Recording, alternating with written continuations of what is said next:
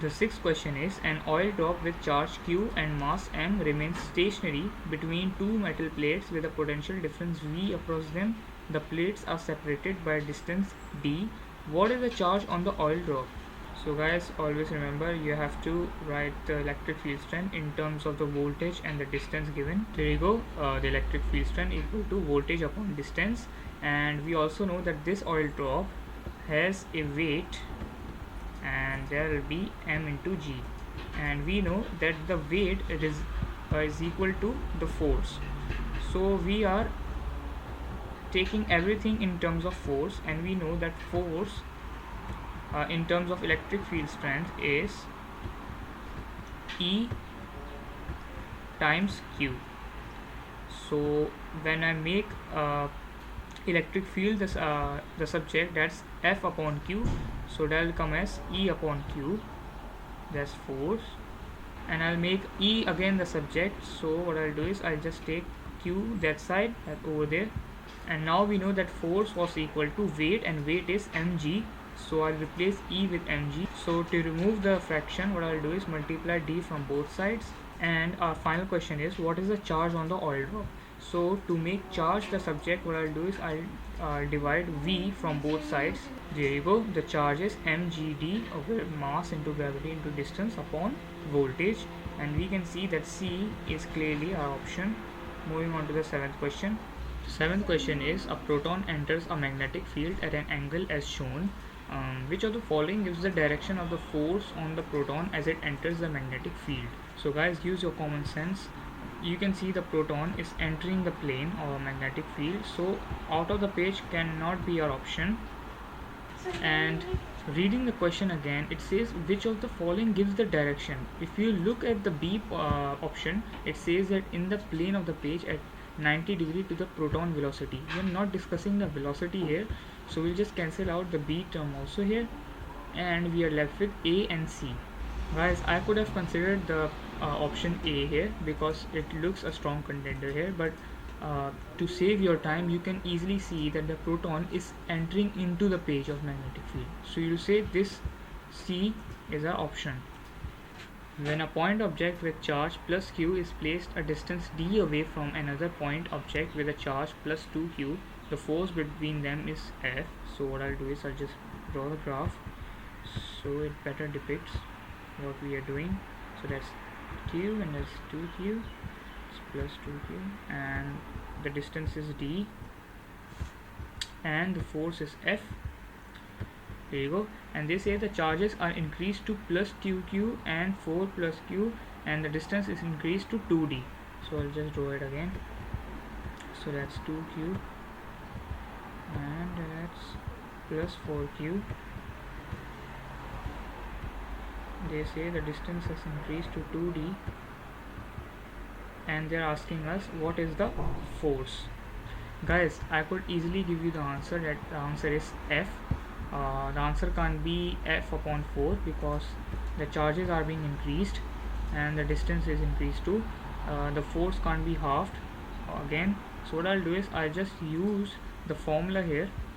Now if you look at the formula here, that's F equal to q1 into q2 upon r square. Now r can be also written as d, that's the distance, and they say that that is increased to 2d.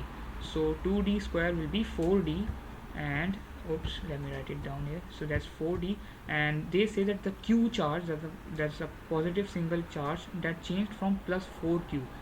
So you can say 4q, and now we can say that we have 4q on the upper or the numerator and 4d on the denominator. So what will the force be? The force will be simply F, or unchanged, you can say. The force and force cancel out, and C is our final answer. Moving on to the ninth question. A turntable for playing vinyl records rotate at 33 revolutions per minute. What is the angular velocity in radians per second?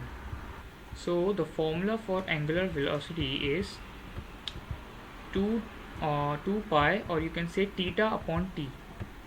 So basically we write 2 pi instead of theta, so that will be easy to minus. So that, there you go.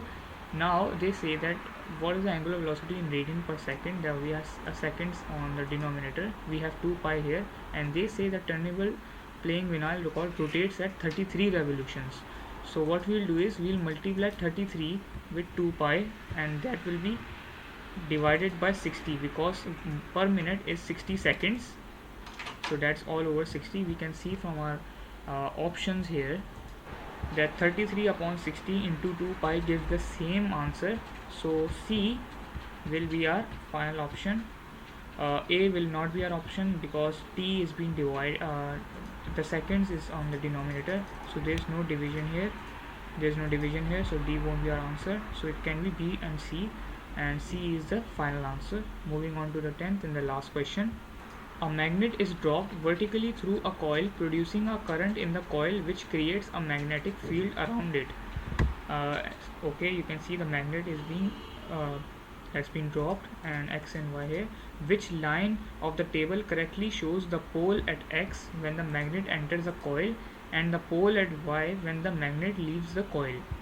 Guys, don't waste your time in these kind of questions. If you don't know, you can move on, but if you use your common sense, we can see when the magnet is being dropped and as it enters the X pole, it is north pole here. So just cancel out the terms that are the opposite, that's C and D. So easily we get 2 points here. Now within these 2 points we have to differentiate which is the answer. So if you have studied the Lenz's law, so if the magnetic flux is being cut, the EMF is induced. If you remember the Lenz's law, the EMF is being induced, and whenever the magnetic or magnet, you can say, is being dropped through the coil forces it to go with the top speed. So it doesn't want within the coil section. So it what it does, it just wants to get rid of the magnet, but when it first interacts with the magnet within the coil, so when the magnet reaches here, the magnet starts to cut the flux and the EMF is being induced, and now the coil doesn't want the magnet to be leaving the coil. So what it does, it flips the sign of the pole which was south facing here, so it changes to north. So you can say A is definitely our answer, which has north on pole of field due to coil at A, X, and pole of field due to coil at Y. So that's our answer. I hope you liked the video, and thanks for watching. Stay tuned for more videos from this series.